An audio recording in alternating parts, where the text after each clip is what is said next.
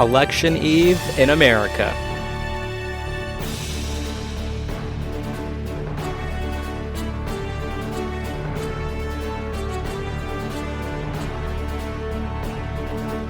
With a little over 24 hours left until the final votes of the 2024 election are cast, we here at the Ishan S Show are providing wall-to-wall coverage of election night.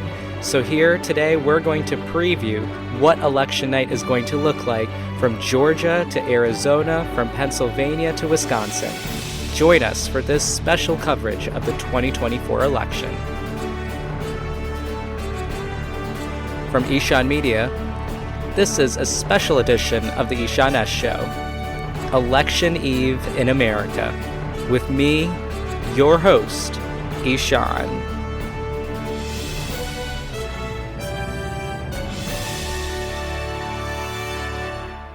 And welcome back to the Ishan S Show. Thank you so much for joining us. I have to note right at the start of this just exactly what today means to me with this show. I'll have you know, I know obviously I've not done a great job of reporting as often as I said I would. However, I'll let you know that I am doing a lot of work here on the ground in Wisconsin. I am talking to voters. I am having those conversations on a daily basis. So don't worry, it's not like I'm doing nothing. But yes, I have not been great with the show, so that is my bad. However, as it comes to one day left until the 2024 election, I just want to note why this election is really important for me. It's important to all of us for a multitude of reasons, but for me particularly, it's important because this show, it was created with the 2024 election in mind, and I think it's just very special and unique to finally see all the work that we've put into this show come to fruition 70 plus episodes later, so many interviews later, story after story later. Like, it's all come to this moment. And I don't know what the future has in store for the Ishan S Show starting Wednesday. However, I do know that whatever happens, this show is going to continue. I intend on covering whichever person wins this election, whether that's a President Kamala Harris or a President Donald Trump. I will be covering their administrations, and if you know me well enough, you know that I'm going to kick right into gear for 2028, but we're not going to get ahead of ourselves right now. We have an election in front of us, so that's enough of my spiel. I'm going to get right into all of what we have. Just maybe a little over 24 hours left until the 2024 election comes to a close. This is exciting stuff. So right now, where are we? Both candidates are making their final appeals to voters. If we had to pick a winner between each of them, right off the bat, I am going to just say it. Kamala Harris wins. When it comes to making a closing argument, you want to convey to voters that you have a plan, that you have an idea, that you are the competent candidate. And objectively speaking, when we look at the rallies that Kamala Harris has been having and listening to what she is saying, when it comes to making that closing argument, it is far more successful for her. Whereas with former President Trump, obviously, we had the Madison Square Garden rally that happened last Sunday. We had the entire controversy with that comedian they brought up who talked about Puerto Rico the way he did. And then we had, after that, the incident just over the weekend with the microphones. This is a family-friendly show, so we're not going to talk about that. But it's a lot of weird stuff that's going on with the Trump campaign, and that it doesn't take really any bias for me to say that. It's just what I see as an observer. Both candidates, however, are making their final appeals to voters. They are closing the case on their candidacies, why they should be the next president, because we are 90 days away from that inauguration day. And so for Vice President Harris, that closing argument has very much been focused on the economy, actually. She is focused on the economy, talking about her housing plan. For President Trump, it is also the economy. In terms of polling and whatnot, while Vice President Harris has been closing the gap, former President Trump still maintains a lead when it comes to voters' perception of who can better handle the economy. And that's just an edge that he has. And I think the vice president understands that. And so she's also pivoting far more into reproductive freedom, trying to talk to the women vote, which is, we'll talk about it in a second, why that really matters so much.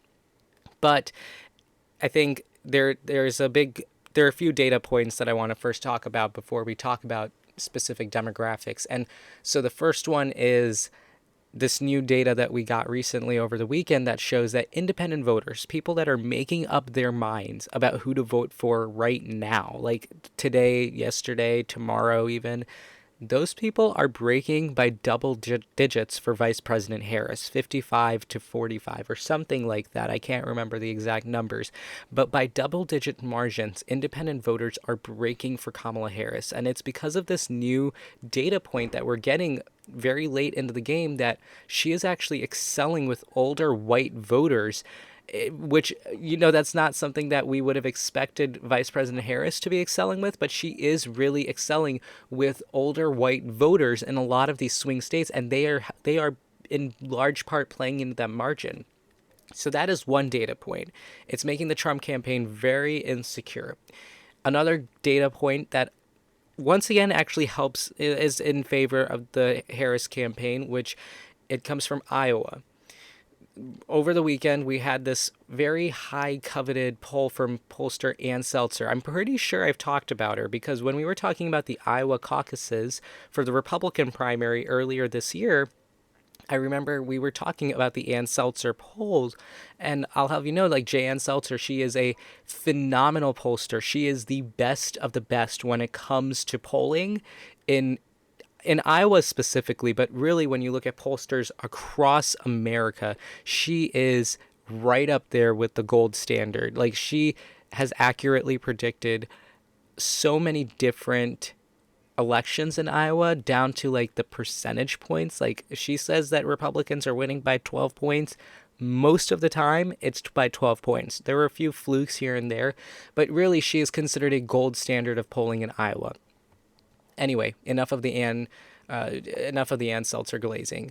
What that poll showed was that Vice President Harris was leading former President Donald Trump by 47% to 44%. So it was a 3-point margin, which, mind you, this is a state that Donald Trump in 2016 and in 2020 won by 8 points.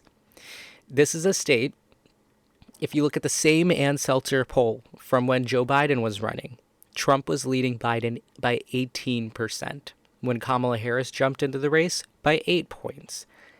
So this weekend, the poll that we got showed that she is leading Trump by 3 points. And it's just this mix of Harris building that 3-point lead, that Ann Seltzer is such a great, well-reputed pollster that has sent an earthquake, because this is that October surprise that no one expected. Like, no one expected Iowa to be in that situation. And I don't say Iowa, like, I don't laud this Iowa poll because I somehow think that Kamala Harris is now going to all but certainly win Iowa with its 6 electoral votes. That's not what I'm saying. In fact, I don't even think she's going to win Iowa.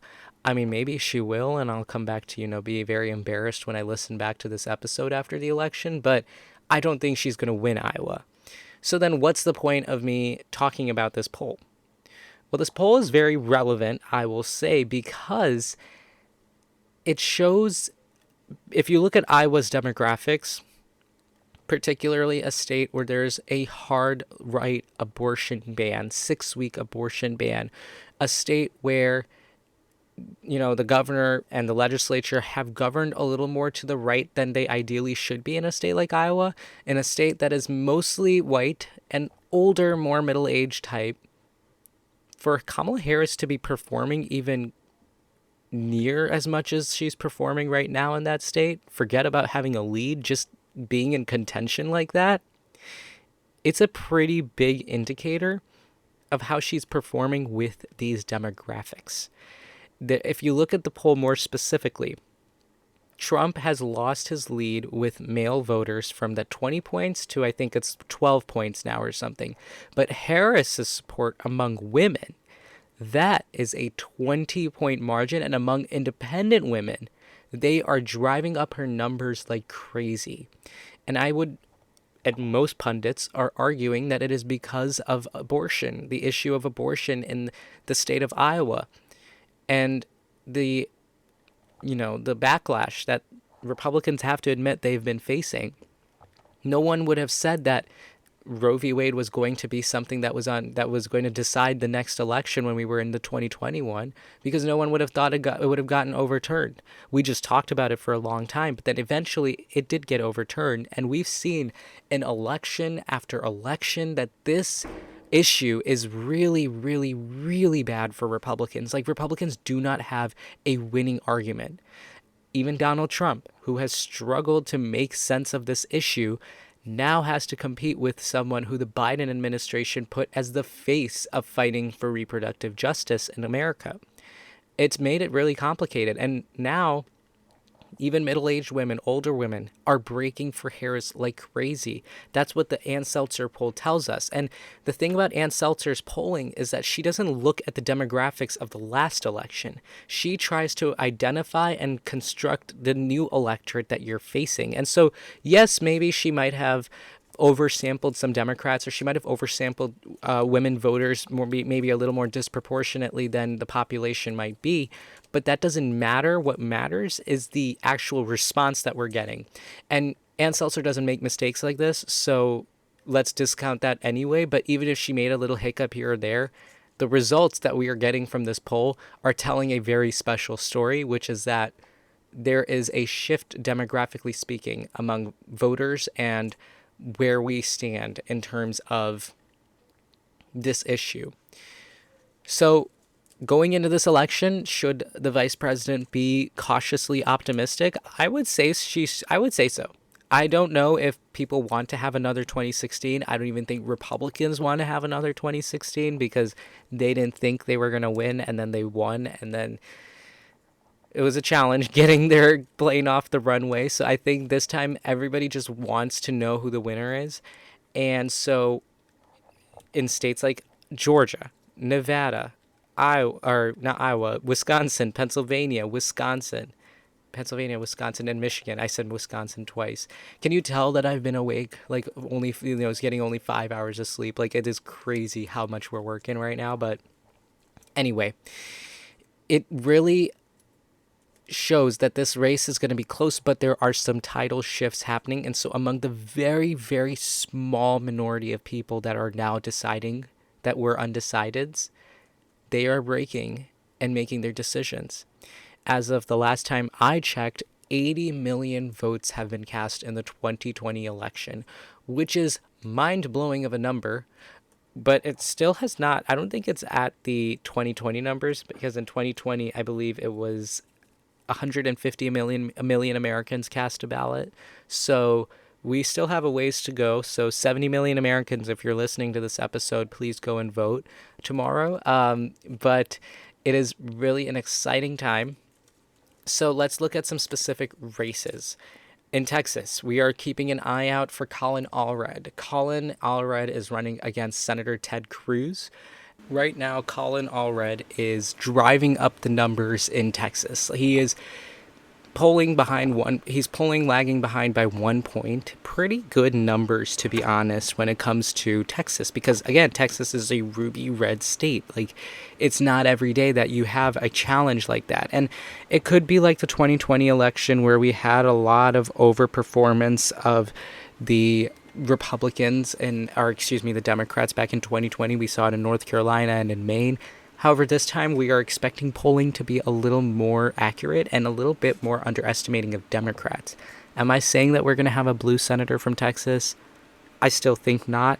However, it doesn't really matter. I think what matters more is the ground game that they have in Texas. I think there was a report coming in, actually even for Kamala Harris, that she is supposed to have the best performance for a Democrat in Texas in recent memory since like 1992.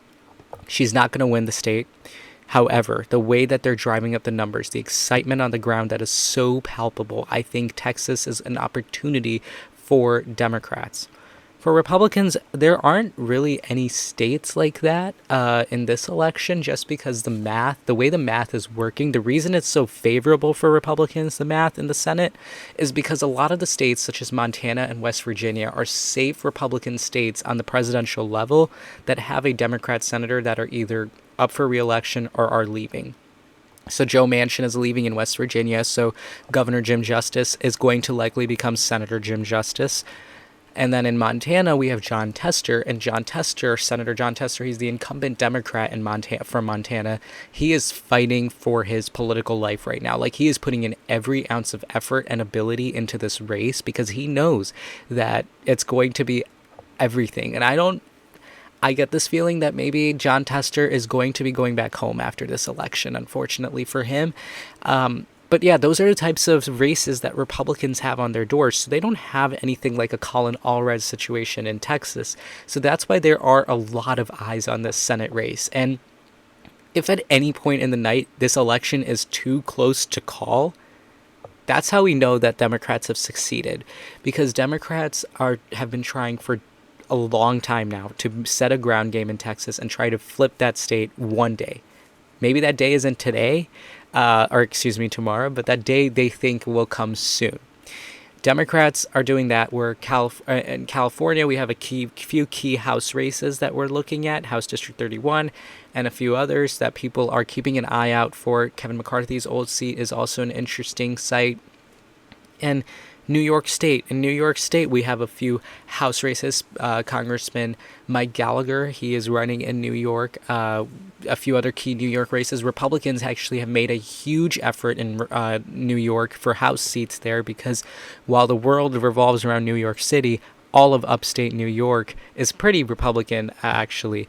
And so Republicans have been making that effort in the House races there, and they were successful in 2022. There are a lot of Biden districts that Biden won in 2020 that Republicans are winning in 2022. The trick is to see whether or not that holds up, which side wins which seat going into 2024, because if we've learned anything with the new excitement, it seems that Republicans might be in a better position, at least in some of these more specific states where Democrats are not spending resources like crazy because they're focusing on a lot more close races. So in terms of the House, what do we think? The House, I think, is still anyone's game. Republicans have that edge in the Senate. And then for the presidency, obviously, Vice President Harris is going into this a little more comfortable. She can probably sleep an extra hour tonight, whereas the Donald Trump campaign might have to stay awake an extra hour tonight.